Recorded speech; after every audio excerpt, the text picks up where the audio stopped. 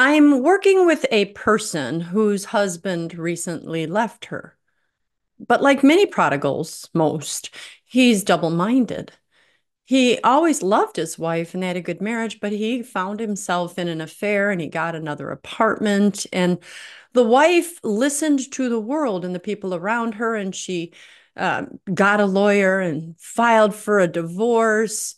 And the husband would come and he'd talk and he'd go back out and then he'd talk. And she said she felt truly like he was, in fact, double-minded. And of course, she and I have been talking, and I talked about what it's like for a prodigal and that they are being pulled from God on one side and Satan on the other. And the marriages that reconcile are strongly correlated with those who have a spouse like her who decide to stand.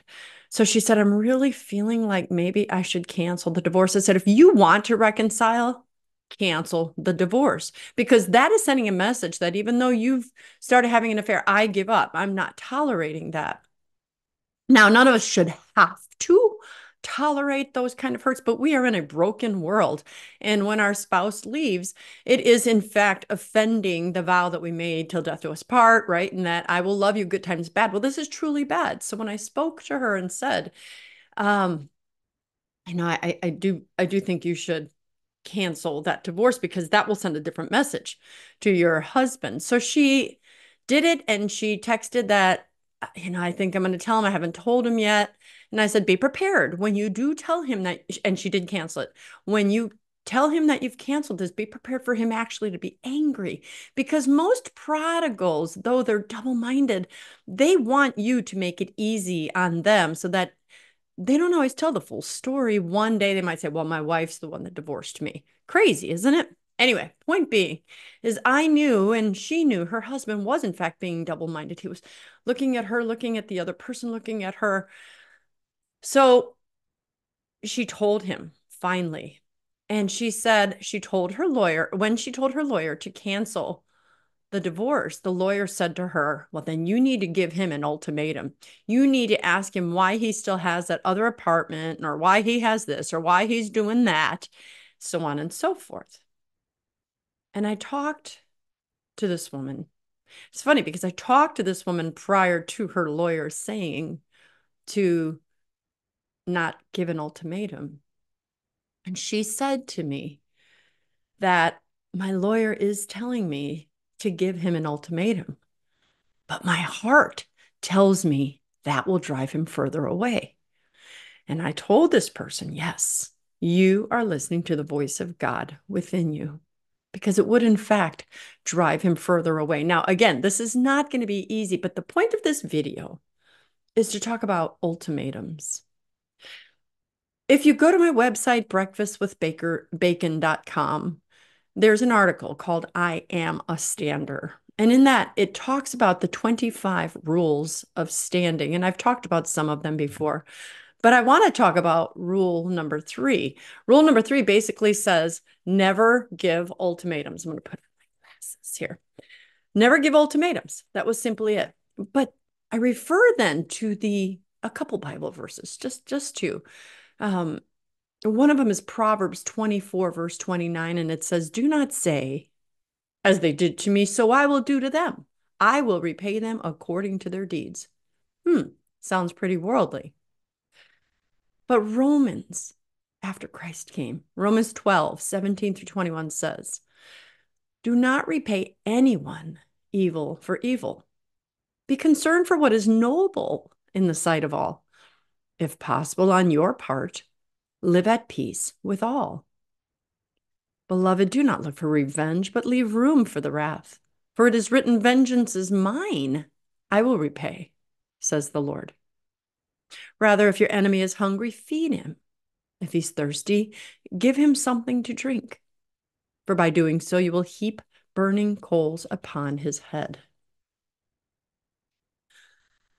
This woman is not repaying evil with evil. She is not seeking vengeance. And to be sure, I am not naive. So save your comments if you think I'm thinking this is going to be super easy. Oh, it's not. Because she still has to watch her husband sometimes walk out the door and walk towards the other woman. But how many times has God done that for us? Sit there and love us and be there for us and never sin against us. And then we go sin against him. Then we come back when we need something. But we have to follow Christ's lead, not what our lawyers are telling us, not what our friends are telling us, not what most of the material world will tell you. We have got to do things God's way, or we will lose. Because remember, ultimately, this woman wants her marriage back. So she needs to behave in a way that shows her husband, I want you back, and not, I ain't letting you walk all over me, because that's what the world would do. Further, if you think about ultimatums, ultimatums are defined in a way of saying, here's my line. If you cross it, this is what you're going to get. You're not getting this, this, or this. Well, here's the funny thing. Most people forget that if you're saying you cross this line and I'm threatening you and you're not getting what's on this side of the line, which in the case of marriage is me and our family and everything, what I say to people is that, well, don't be careful with ultimatums, because if what you have on the other side of the line is something they don't really want right now anyway, then your ultimatum is purposeless. But though it did say to them, well, I crossed the line, and she said, if I cross that line, she's never taking me back. It doesn't benefit you to give them an ultimatum. It just kind of puts you in a place of, dang, you crossed the line. Guess I got to do what I said. Guess I can't give them what I can't reconcile with me. Because I said, no one does that to me. But vengeance is the Lord's. When you're fighting a spiritual battle, you have got to fight the Lord's way, not Satan's way. Weapons of the flesh, language, nastiness, lawyers, that is for the most part Satan's weaponry. Responding to evil with evil, nasty words with nasty words. You hurt me, I'll hurt you. That's Satan, and he loves when you fall into that trap.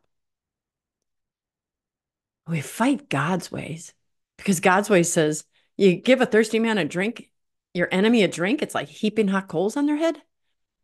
In the world, they're saying you don't go doing nothing nice for him. Don't go letting him stay with you. Why?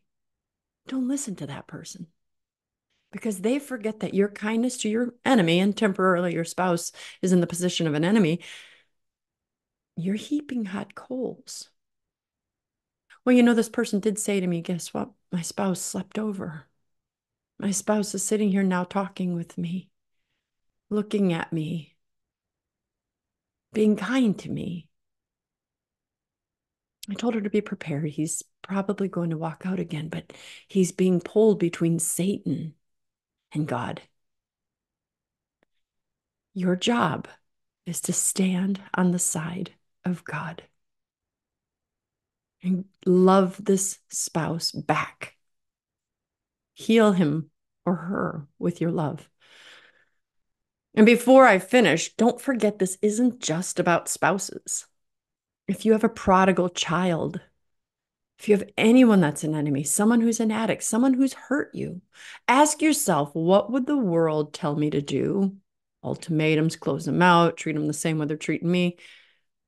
What would God say? Do it God's way. People will laugh at you, judge you. Who cares? If you do it God's way, you're on the right side, and God will be pleased. Let me know your thoughts. I'm Dr. Christine Bacon. Thanks for watching another Bacon Bit. And I'd like to remind you always to live your life sunny side up.